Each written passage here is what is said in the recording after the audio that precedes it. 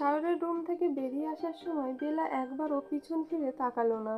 তার হাঁটার গতি ছিল দ্রুত, কিন্তু বুকের ভিতরের কষ্টটা যেন তার পা থামিয়ে দিতে চাইছিল। করিডোরের প্রতিটা ইট, প্রতিটা দেওয়াল, প্রতিটা আলো যেন তাকে উপহাস করছে। কয়েক মুহূর্ত আগেও সে ভেবেছিল সায়র হয়তো তাকে একটু বকবে, তারপর আগের মতোই সব ঠিক হয়ে যাবে। কিন্তু আজকের ঘটনা সম্পূর্ণ আলাদা। সায়রের বলা প্রতিটা বাক্য বারবার তার কানে ফিরে আসছে। বেলা যতটা সম্ভব চোখের পানি আটকে রাখতে চেষ্টা করছে। এই বাড়িতে সে অনেকবার কেঁদেছে, কিন্তু আজকের কান্নাটা অন্যরকম। আজকে মনে হচ্ছে কেউ তার অহংকারটা ভেঙে চুরমার করে দিয়েছে।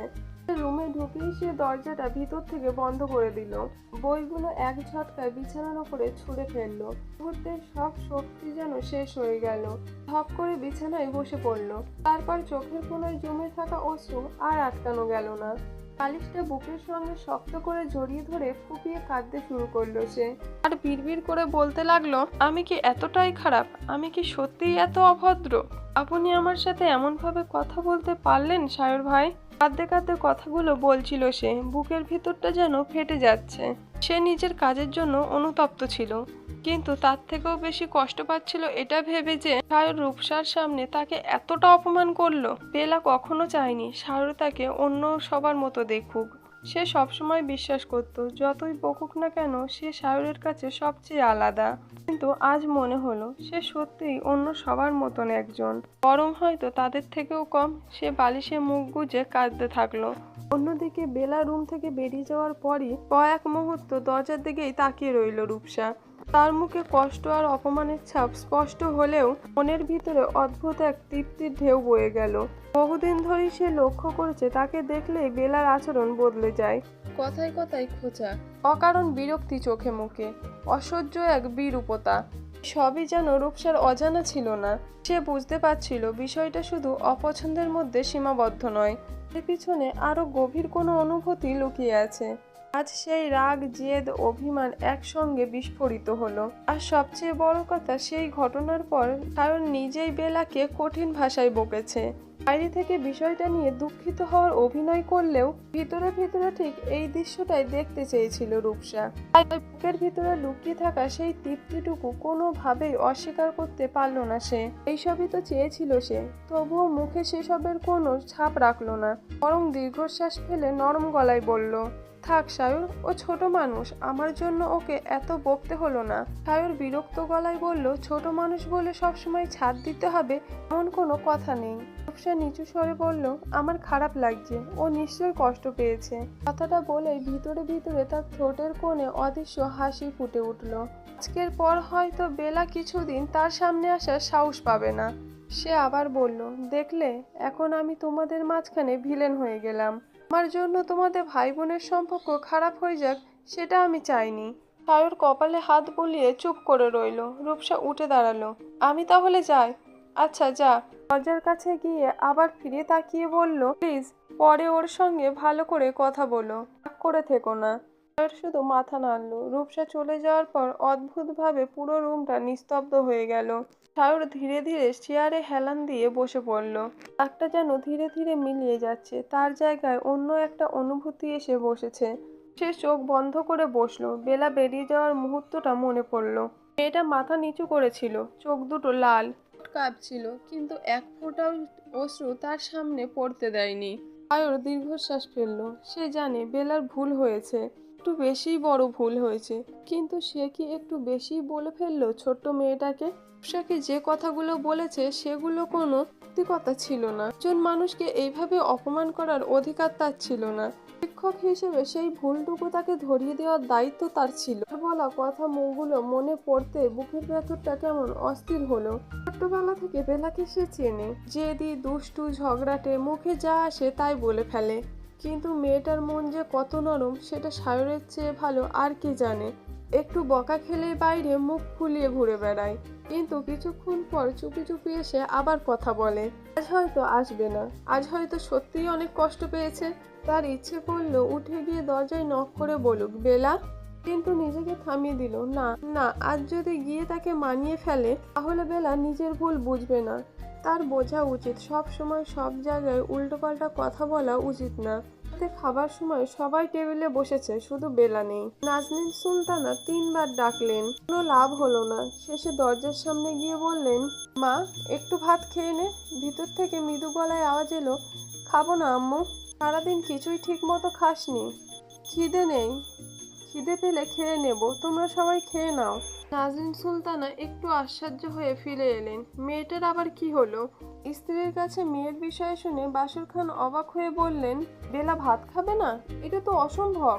সায়রের মাও অবাক হয়ে বললেন, এই মেয়েটা তো জ্বর হলেও খাওয়া বাদ দেয় না। সায়র চুপচাপ প্লেটের দিকে তাকিয়ে রইল, তারও খেতে ইচ্ছে করছে না। জানে বেলা যতই রাগ করুক খাওয়া বাদ দেয় না। আজ বাদ দিয়েছে, তার মানে সত্যিই কষ্টটা গভীর। পরের দিন সকালে অ্যালার্ম বাজার আগেই উঠে পড়ল বেলা। আজ তার মুখে কোনো দুষ্টুমির ছাপ নেই, কারোর সাথে ঝগড়া নেই। নাস্তার টেবিলে বসে চুপচাপ রুটি খেলো, একবারও সায়রের দিকে তাকালো না। সায়রও চুপচাপ ছিল। দুইজনের মাঝখানে অদৃশ্য একটা দেয়াল তৈরি হয়ে গেছে। কলেজে পৌঁছেও তার মন ভালো হলো না। ইরা কয়েকবার জিজ্ঞাসা করলো, তোর কি হয়েছে? কিছু না। নিশ্চিত? এরা বুঝলো আজ বেশি প্রশ্ন করা ঠিক হবে না। প্রথম দুটো ক্লাস শান্তভাবেই কেটে গেল। তৃতীয় ক্লাস শেষ হতেই করিডোরে বের হতেই সামনে পড়ে গেল তানিয়া। তখনই তানিয়া সামনে এসে দাঁড়ালো। ঠোঁটে সেই চিরচেনা ব্যঙ্গের হাসি দিয়ে বলে, মা আজকে এত চুপচাপ কেন? বের হয়ে আছিস নাকি? বেলা তাকালো না, পাশ কাটিয়ে যেতে নিল। তানিয়া আবার বলল, কালকে তো খুব তেজ দেখাচ্ছিলি, আজকে কি হলো? বাসায় রেজাল্টের জন্য মার খেয়ে এসেছিস নাকি? বেলার পা থেমে গেল। সে ধীরে ধীরে ঘুরে তাকিয়ে বলে, তা জেনে তোর কি প্রয়োজন? প্রয়োজন আছে বলেই তো জিজ্ঞাসা করছি। বেলার আগন্ত স্বরে বলল, আমার জীবন নিয়ে তোকে ভাবতে হবে না, সামনে থেকে সর, নালে তোর খবর করে ছাড়বো আজ। তানিয়া হেসে বলল, ও মা ভয় দেখাচ্ছিস? বেলা এবার আর নিজেকে সামলাতে পারল না। তীক্ষ্ণ দৃষ্টিতে তাকিয়ে বলল, বেশি বাড়াবাড়ি করছিস না? করলে কি করবি? থাপ্পড় খাবি। তানিয়া সাহসী ভঙ্গিতে এগিয়ে এসে বলে, মার দেখি। বাক্যটা সম্পূর্ণ করার পরের মুহূর্তেই ঠাস, করিডোর জুড়ে থাপ্পড়ের শব্দ ছড়িয়ে পড়ল। সবাই হতবাক। তানিয়া নিজের গালে হাত দিয়ে কয়েক সেকেন্ড স্থির হয়ে দাঁড়িয়ে রইল। চারপাশে ছাত্রছাত্রী জড়ো হতে শুরু করলো। ইরা ফিসফিস করে বেলার হাত ধরে টেনে নিয়ে বলল, বেলা চল এখান থেকে। কিন্তু বেলা আর সরে গেল না। তানিয়া এবার সরাসরি ক্ষোভে বেলার কাঁধে ধাক্কা দিয়ে বলল, হাউ ডে ইউ? তুই আমাকে থাপ্পড় কোন সাহসে মারলি? ধাক্কাটা খুব জোরে ছিল না, কিন্তু বেলার ধৈর্য সবটুকু ভেঙে দেওয়ার জন্য যথেষ্ট ছিল। তার পরের মুহূর্তে বেলা বিদ্যুৎ গতিতে তানিয়ার হাতটা সরিয়ে দিয়ে তার চুলের মুঠি এমন শক্ত করে ধরল যে তানিয়া ব্যথায় চিৎকার করে উঠল। আহ ছাড়!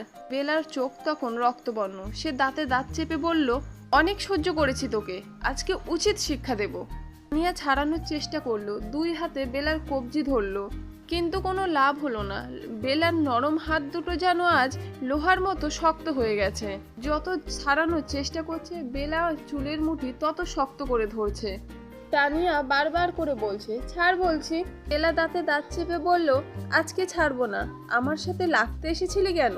আগে ফুসতে ফুসতে বেলা তানিয়াকে নিজের দিকে টেনে আনলো। তানিয়া ভারসাম্য হারিয়ে প্রায় বেলার গায়ের ওপর পড়ে গেল। চারপাশ থেকে চিৎকার ভেসে উঠল, আরে ধর ওদের, ওরা মারামারি করছে, কেউ ম্যাডামকে ডাকো। ইরা দৌড়ে এসে বেলার হাত ছাড়ানোর চেষ্টা করলো, বেলা প্লিজ। কিন্তু বেলা ছাড়লো না।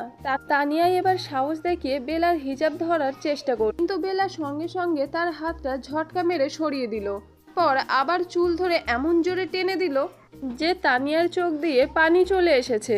আহ, মাথায় খুব ব্যথা লাগছে। তখন মনে ছিল না তুই প্রথমে লাগতে এসেছিলি, আমি না। তানিয়ার মুখে আগের সেই দেমাক নেই। সে সত্যিই বেলার সঙ্গে পেরে উঠছে না। তার পাশে থাকা ছাত্রীরা মিলে বেলার হাত টানছে। দুইজন ছেলে দূর থেকে বলছে, আলাদা করো দুটোকে, কিন্তু কেউ হাত দিতে সাহস পাচ্ছে না। বেলার রাগ দেখে সবাই হতভাগ। ইরা প্রায় কেঁদেই ফেলেছে। কাঁদো কাঁদো স্বরে বলল, বেলা দোহাই লাগে ছেড়ে দে। ঠিক তখনই করিডোরের শেষ মাথা থেকে বর্জ্যের মতন গম্ভীর একটা কণ্ঠ ভেসে এলো। বেলা! শুধু একটা কণ্ঠ। সেই কণ্ঠটা পুরো করিডোরটা মুহূর্তে স্তব্ধ করে দিল। সবাই সরে দাঁড়ালো। ইংরেজি বিভাগের দিক থেকে দ্রুত হেঁটে আসছে সায়র। তার মুখ গম্ভীর, চোয়াল শক্ত, চোখে স্পষ্ট রাগ। তিনি সামনে এসে দেখলেন তানিয়া ব্যথায় কাদার উপক্রম, আর বেলা তখনও তার চুলের মুঠি শক্ত করে ধরে আছে। সায়র কঠিন গলায় বললেন, চুল ছাড় ওর। বেলা যেন শুনতেই পেল না, তার নিঃশ্বাস দ্রুত ওঠানামা করছে। সে শুধু তানিয়ার দিকে তাকিয়ে আছে। সায়রের কণ্ঠ আরো কঠিন হয়ে উঠল। বেলা, আমি বলেছি ছাড়।